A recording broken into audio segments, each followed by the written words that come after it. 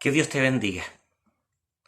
Hoy es Viernes Santo y la iglesia se reúne en sus casas para poder poner el corazón ahí en la cima del Gólgota y descubrir al Santo que muere por nosotros los pecadores.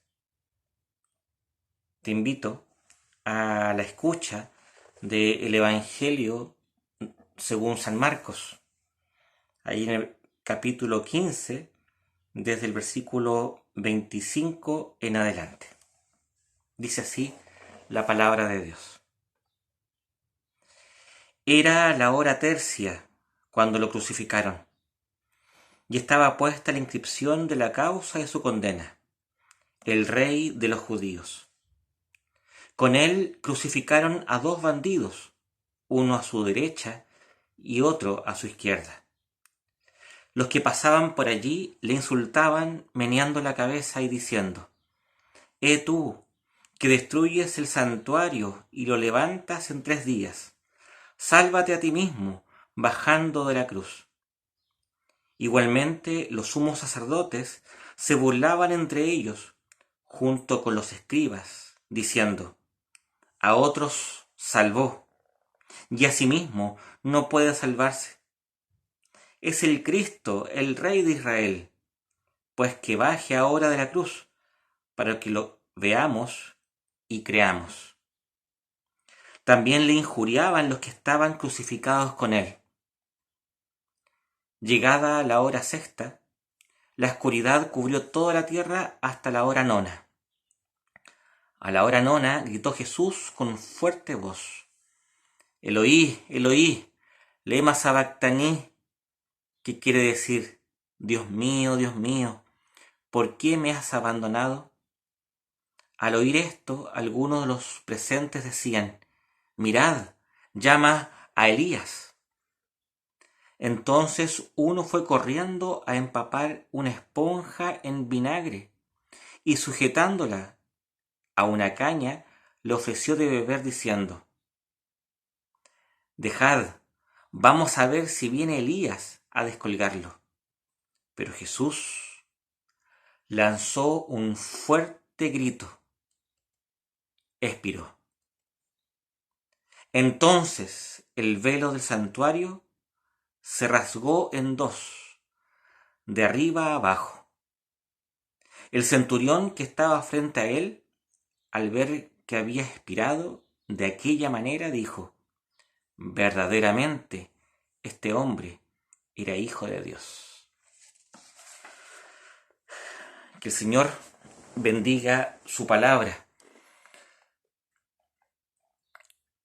No cabe duda de que esta escena que acabamos de leer, con la simpleza maravillosa del evangelista San Marcos, es tremendamente profunda y extraordinaria. Nos muestra una realidad que muchas veces nosotros simplemente no queremos ver. Ayer, buscando una imagen que pudiera ilustrar esta realidad tan tremenda como es la cruz de nuestro Señor Jesucristo, me encontré con una pintura hecha por Hieronymus Bosch, el Bosco, este pintor tan casi psicodélico, que es muy expresivo. Y el cuadro que encontré era la de Jesús cargando la cruz. Y es increíble porque, primero, se destaca por ser como una especie de collage de expresiones de una multitud de personas que rodean a Jesús. Son muchos rostros que están alrededor del rostro de Jesús. ¿Y cuál es la característica de estos rostros? Estos rostros rayan en la locura. Es una maldad tan profunda y radical que los rostros se desfiguran, mostrando lo más oscuro que puede existir en el corazón del ser humano. Sin lugar a dudas, este pintor logra expresar la condición radicalmente abyecta del corazón del hombre. Vemos burlas, vemos muecas. De verdad es una escena tremendamente densa en significado. Y en el centro, en medio de todo ese horror, está el rostro humano de Jesús. De alguna forma, el único que logra transparentar la humanidad verdadera, querida por Dios, es Jesús, con una señal en el rostro que muestra no solo paciencia, sino que una profunda pasividad. Justamente este es el origen de la palabra pasión. Y el contraste que existe entre el rostro humano de Jesús y los rostros cuasi demoníacos de esta comparsa que le va rodeando y siguiendo, viene a ser lo más impresionante de este cuadro. Y de alguna forma, eso también se expresa muy claramente aquí. Jesús, sobre todo en este evangelio, guarda silencio. Los que hablan, los que se mofan, los que se burlan, los que apuntan, los que recriminan, son justamente los otros. Jesús, como cordero degollado, como sacrificio perfecto e inmaculado, permanece con los labios cerrados. No pronuncia ninguna sentencia, sino que simplemente está ahí, ofreciéndose en una humildad radical y perfecta expresión de aquello que viene a ser un atributo de Dios, que es la capacidad perfecta de darse de una donación absoluta y radical. Jesús, al guardar silencio en el Calvario, al entregarse hasta la última gota de su sangre, al derramarse sobre el madero, lo que está haciendo es expresar la profunda realidad de Dios mismo, que se da de forma natural a lo que Él es por esencia. Dios es Dios porque ama. Jesucristo es Dios amando. Y amando hasta el despojo, hasta el vaciamiento más absoluto en la muerte. Y no solamente la muerte, sino que en el abandono y en el sinsentido que Él sufre de manera solidaria con todos los hombres y mujeres de la historia. Aquella frase, Dios mío, ¿por qué me has abandonado?, es la cima del corazón humano. Es el lugar más profundo, ahí donde pareciera de que no hay atisbo de luz alguna. En ese fondo abisal, en esa fosa infernal, es donde ha llegado el Verbo de Dios, haciéndose radicalmente hombre. ¿Cuántas personas, hombres y mujeres en el transcurso de la historia, han estado ahí? Y Dios salva poniéndose en el mismo lugar que ellos. Dios amando hasta el extremo.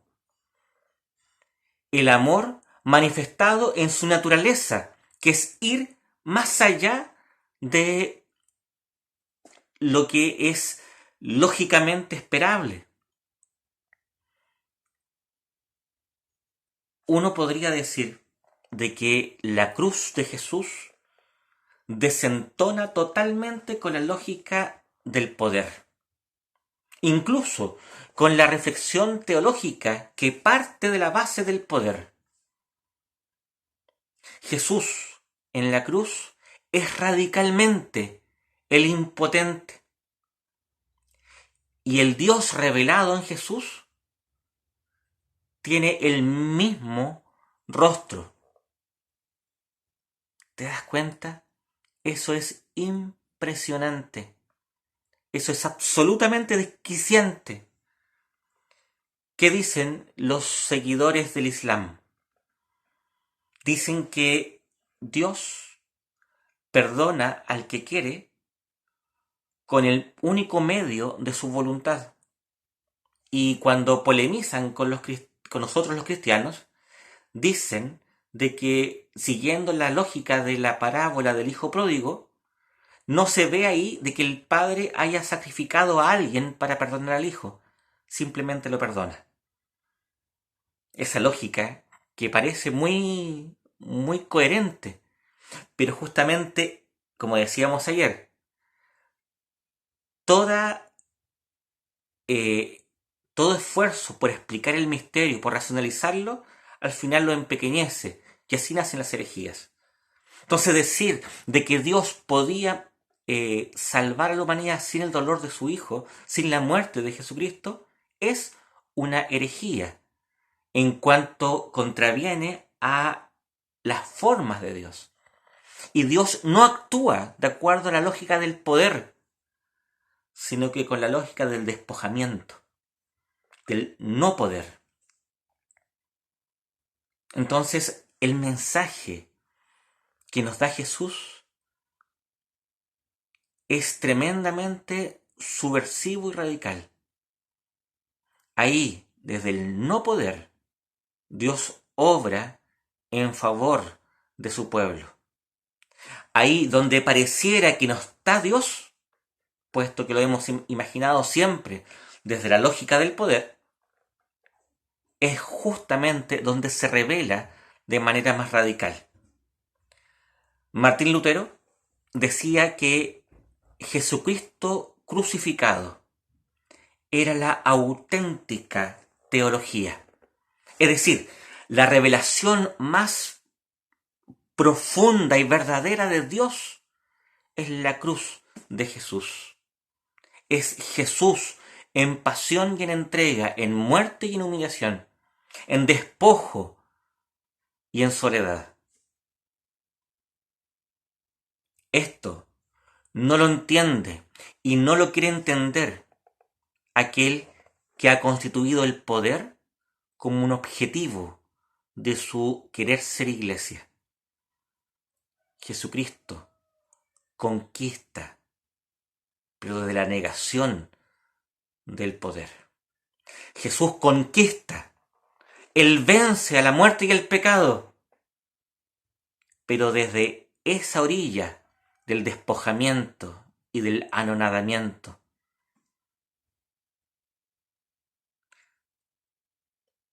Entonces, el desafío que la cruz del Calvario le da a la iglesia, a los discípulos de Jesús, es justamente la de vivir una vida desde el no poder. Es cuando el hombre y la mujer están de rodillas, cuando han alcanzado el más profundo estado de crecimiento y adultez espiritual. No es desde el poder, jamás.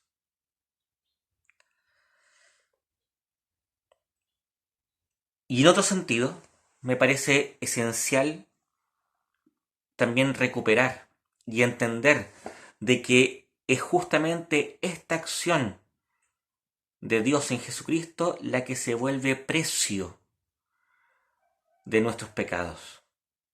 Volvamos un minuto a la reflexión que hacíamos del cuadro de la Jesucristo cargando la cruz de Hieronymus Bosch. Cuando uno ve ese cuadro, se siente incómodo.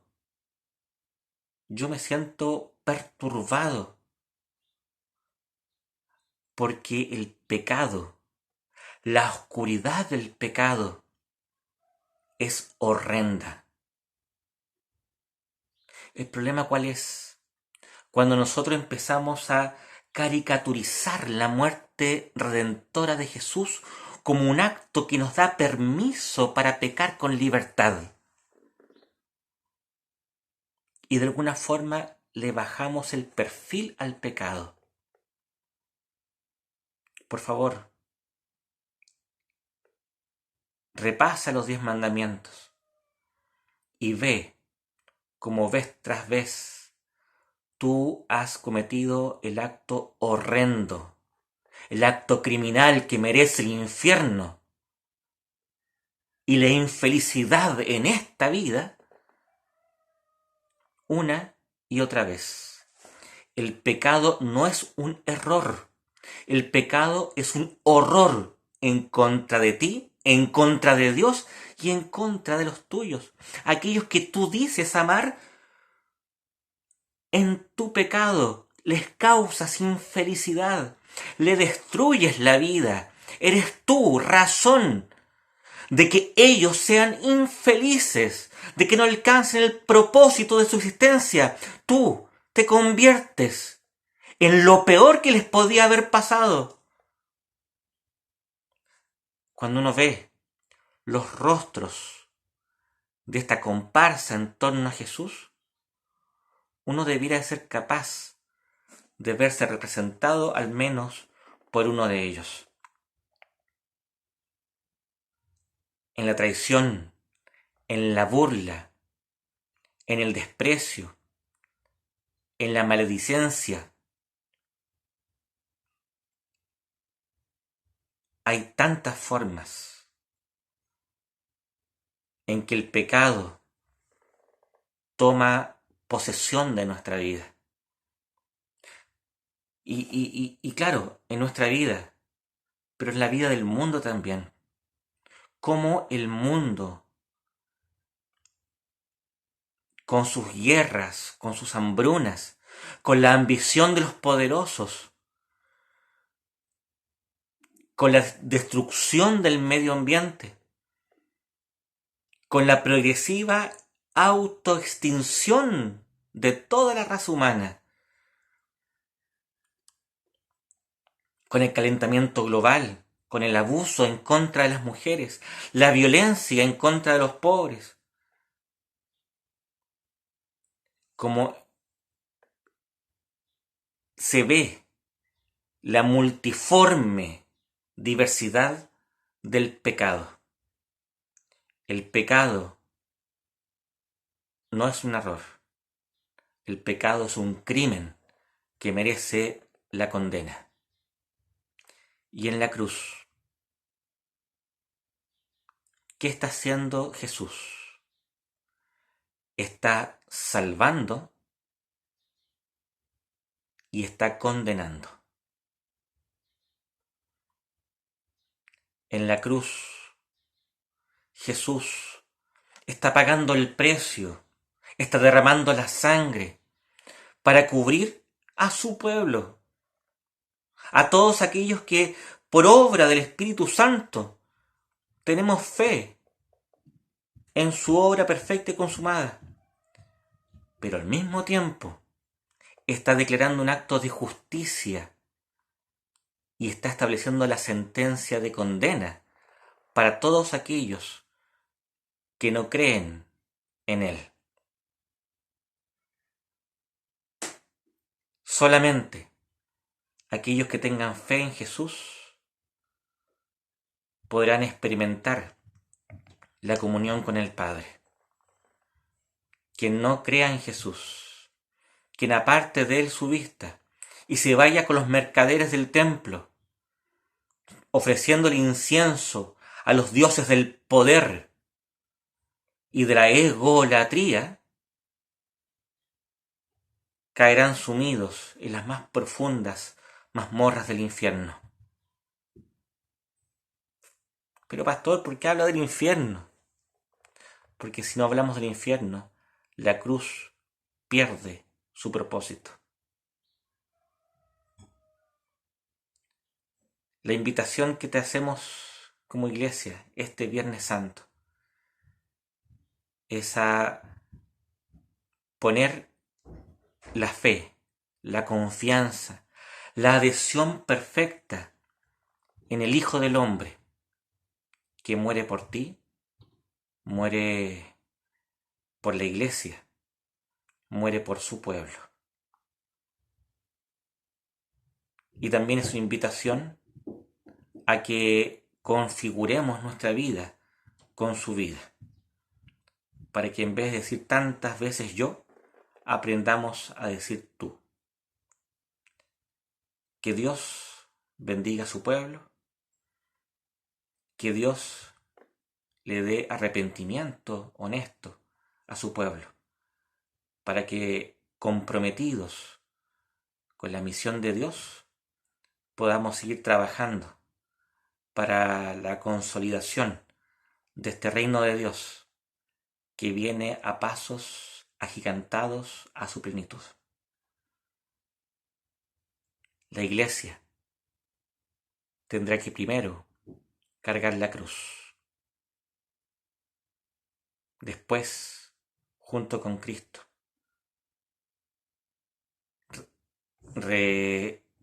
reconocerá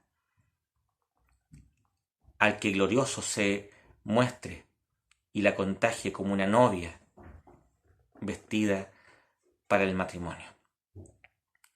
Hasta entonces, carguemos la cruz y sigamos al crucificado. Oremos. Padre, te rogamos una cosa.